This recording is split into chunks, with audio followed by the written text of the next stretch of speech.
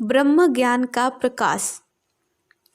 गायत्री मंत्र का प्रथम अक्षर तत् ब्रह्म ज्ञान की प्राप्ति और उसके प्रचार की शिक्षा देता है।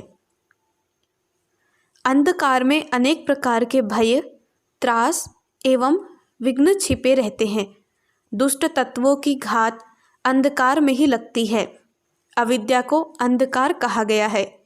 अविद्या का अर्थ अक्षर ज्ञान की जानकारी का अभाव नहीं है, वरन जीवन की लक्ष्य भ्रष्टता है।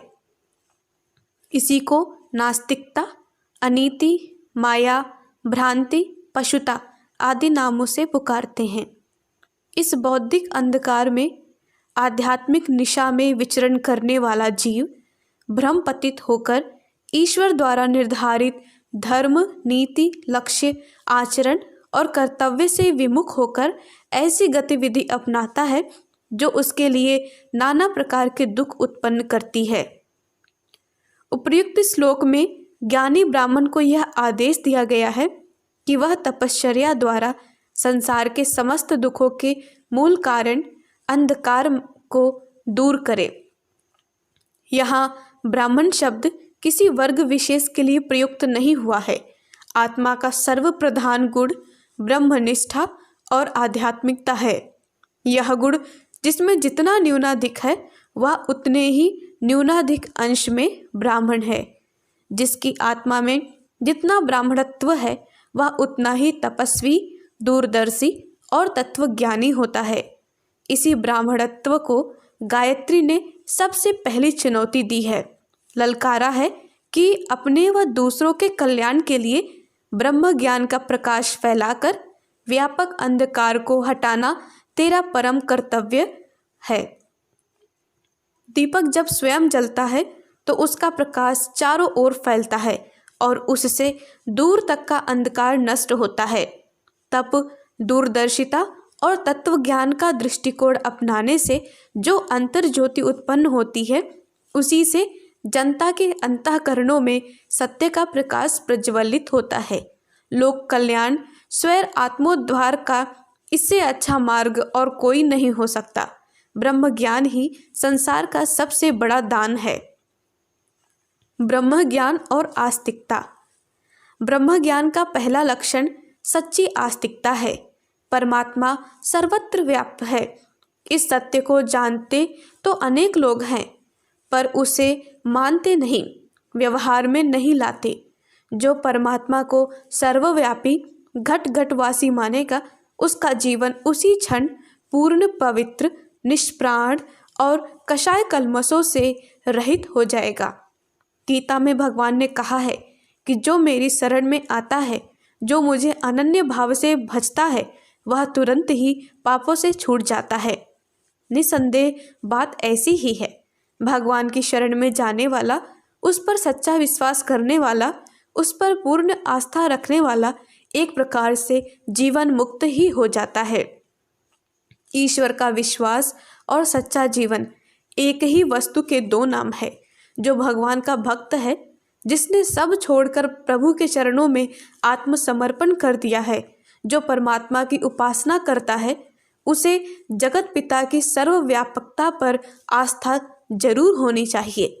यदि यह विश्वास दृढ़ हो जाए कि भगवान जर्रे जर्रे में समाया हुआ है, हर जगह मौजूद है, तो पाप कर्म करने का साहस ही नहीं हो सकता। ऐसा कौन सा चोर है जो सावधान खड़ी हुई सशस्त्र पुलिस के सामने चोरी का साहस करे। चोरी, ठगी, धूर्तता, दंभ, असत्य, हिंसा आदि के लिए आड़ की, पर्दे की जरूरत पड़ती है। जहाँ मौका होता है, इन बुरे कामों को पकड़ने वाला नहीं होता, वहीं इनका किया जाना संभव है। जहाँ धूर्तता को भली प्रकार समझने वालों, देखने वालों और पकड़ने वाले लोग ही मजबूत ताकत सामने खड़ी होती है, वहाँ पाप कर्मों का हो सकना संभव नहीं। इसी प्रकार जो इस बात पर सच्चे मन से विश्वास करता है कि परमात्मा सब जगह मौजूद है, वह किसी भी दुष्कर्म के करने का साहस नहीं कर सकता। बुरा कर्म करने वाला पहले यह भली प्रकार देखता है कि मुझे देखने वाला या पकड़ने वाला कोई यहाँ है नहीं। जब वह भली भांति विश्वास कर लेता है कि उसका पाप कर्म किसी भी दृष्टि या पकड़ में नहीं आ रहा है, तभी वह अपने काम में हाथ डालता है। इसी प्रकार जो व्यक्ति अपने को परमात्मा की दृष्टि या पकड़ से बाहर मानते हैं, वे ही दुष्कर्म करने को उद्यत हो सकते हैं। पाप कर्म करने का स्पष्ट अर्थ यह है कि व्यक्ति ईश्वर को मानने का दंभ भले ही करता हो, पर वास्तव में वह परमात्मा के अस्तित्व से इनकार करता है। उसके मन को इस बात पर भरोसा नहीं है कि परमात्मा यहाँ मौजूद है। यदि विश्वास होता तो इतने बड़े हाकिम के सामने किस प्रकार उसके कानूनों को तोड़ने का साहस करता। जो व्यक्ति एक पुलिस के चपरासी को देखकर भय से थरथर कांपा करते हैं, वे लोग इतने दुस्साहसी नहीं हो सकते कि परमात्मा जैसे सृष्टि के सर्वोच्च अफसर की आंखों के आगे न करने योग्य काम करे, उसके कानून को तोड़े, उसको क्रुद्ध बनावे, उसका अपमान करे। ऐसा दुस्साहस तो सिर्फ वही कर सकता है जो यह समझता हो कि परमात्मा कहने सुनने भर की चीज है। वह पोथी पत्रों में, मंदिर मठों में, नदी तालाबों में या कहीं स्वर्ग नरक में भले ही रहता होगा, पर हर जगह वह नहीं है। उसकी दृष्टि और पकड़ से मैं बाहर हूँ। जो लोग परमात्मा की सर्वव्यापकता पर विश्वास नहीं करते, वे ही नास्तिक हैं। जो प्रकट या अप्रकट रूप से दुष्कर्म करने का साहस कर सकते हैं, वे ही नास्तिक हैं। इन नास्तिकों में कुछ तो भजन पूजा बिल्कुल नहीं करते और कुछ करते हैं। जो नहीं करते वे सोचते हैं कि व्यर्थ का झंझट मोल लेकर उसमें समय गंवाने से क्या फायदा। जो पूजन भजन करते हैं वे भीतर से तो ना करने वालों के समान ही होते हैं, पर व्यापार बुद्धि से रोजगार के रूप में ईश्वर की खाल ओढ़ लेते हैं। कितने ही लोग ईश्वर के नाम के बहाने ही अपनी जीविका चलाते हैं। हमारे देश में करीब 56 लाख आदमी ऐसे हैं जिनकी कमाई, पेशा, रोजगार ईश्वर के नाम पर है। यदि वे यह प्रकट करें कि हम ईश्वर को नहीं मानते, तो उसी दिन उनकी ऐश आराम देने वाली बिना परिश्रम की कमाई हाथ से चली जाएगी। इसलिए उन्हें ईश्वर को उसी प्रकार ओढ़े रहना पड़ता है जैसे जाड़े से बचने के लिए गर्मी देने वाले कंबल को ओढ़े रहना पड़ता है। जैसे ही यह जरूरत पूरी हुई, वैसे ही कंबल को एक कोने में पटक देते हैं। यह तिजारती लोग जनता के समक्ष अपनी ईश्वर भक्ति का बड़ा भारी घटाटोप बांधते हैं, क्योंकि जितना बड़ा घटाटोप बांध सकेंगे उतनी ही अधिक कमाई होगी। तिजारती उद्देश्य पूरा होते ही वे अपने असली रूप में आ जाते हैं। पापों से खुलकर खेलते हुए एकांत में उन्हें जरा भी झिझक नहीं होती। एक तीसरी किस्म के नास्तिक और हैं। वह प्रत्यक्ष रूप से ईश्वर के नाम से रोजी नहीं चलाते, बल्कि उल्टा उसके नाम पर कुछ खर्च करते हैं। ईश्वर का आडंबर उनके द्वारा आए दिन रचा जाता रहता है।